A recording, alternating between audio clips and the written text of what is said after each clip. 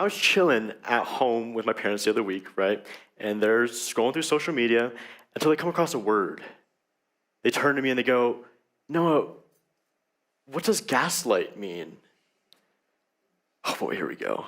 So I was, caught off guard at first until I realized, well, about a week before that, they asked me what the word bussin' meant, what it means to yassify something, and if we really have to say the word lit when we think something's really, really cool.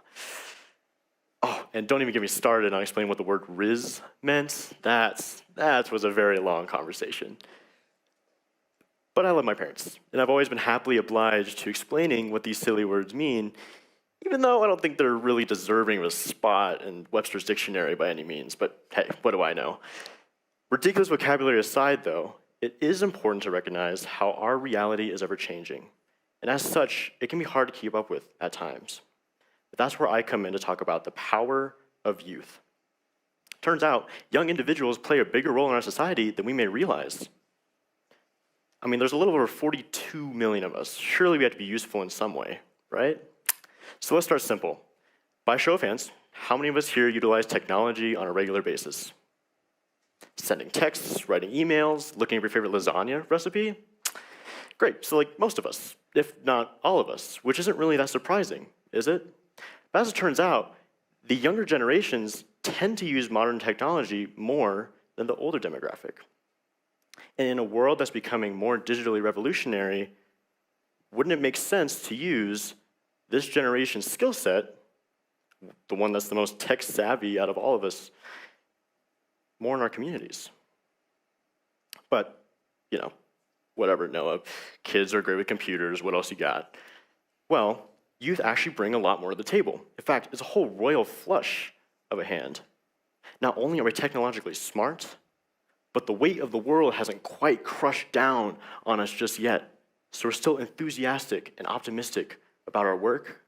We understand next generation trends. We challenge existing assumptions already put in place.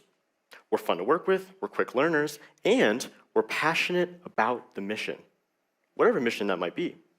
Perhaps one of the most important missions for you to be involved in is civic engagement, which is really just fancy wording for our favorite subject, politics. Yay. But why politics? Well, according to Tufts University, when youth get more involved in civic engagement, not only does it benefit themselves by learning leadership skills, improving academic performance, and increasing social and emotional well-being, but it can also benefit the communities around them by, lowering unemployment rates and even weathering economic downturn, among many, many other things. Contrastly, however, there are those who are losing faith in our political state. Harvard conducted a student poll showing us the overall reception and participation of the midterm election from last year. And to much of our surprise, a lot of students felt like their vote didn't matter, like their involvement didn't make a difference, and that politics weren't focusing on the legitimate problems that we were facing as a country. But this doesn't have to be our reality. Young and educated minds can be a part of the bigger picture if we want to be. And we can advocate for what we feel is necessary to.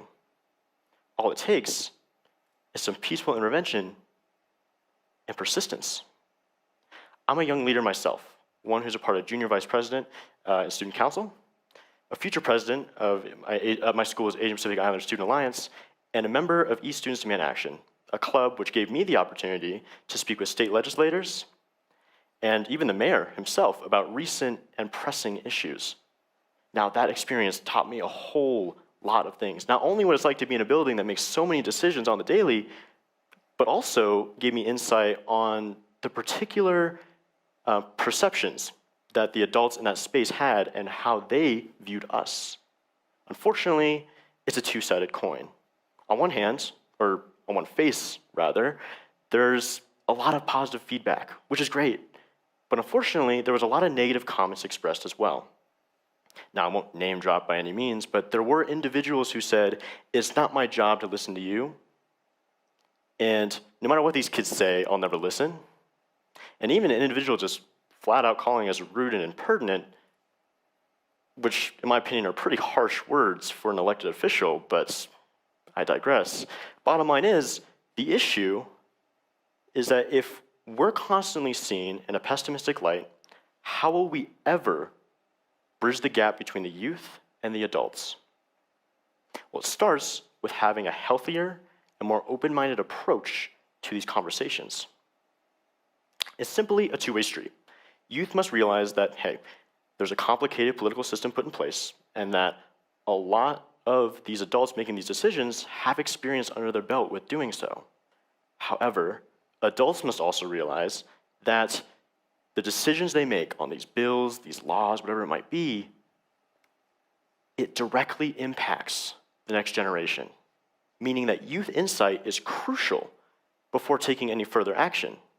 It's also important to note that adults and kids, we grew up in a very different generation. The way they grew up as kids is immensely different than how we're growing up today. And so, I want to emphasize that this is our generation that's being discussed here. And if we're not a part of that discussion, if we cannot speak up for ourselves and our self-interests, and if adults aren't willing to listen, then where have we come as a society? And will we have any hope for our future?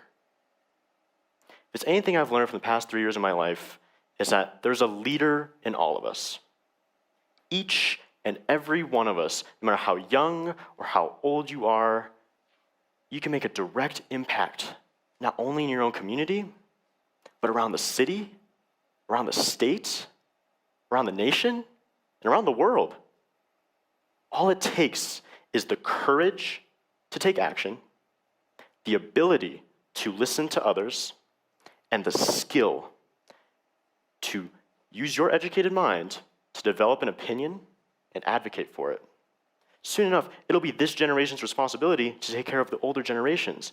But that connection, that bond, that Subway sandwich can only form if young individuals get more involved, more engaged, and stand up for what they're passionate about, and for adults to be willing to listen, to lend both ears, and to be considerate about what we're saying. And only then can we collaborate and produce not only a thriving society for today, but hope for tomorrow. Thank you.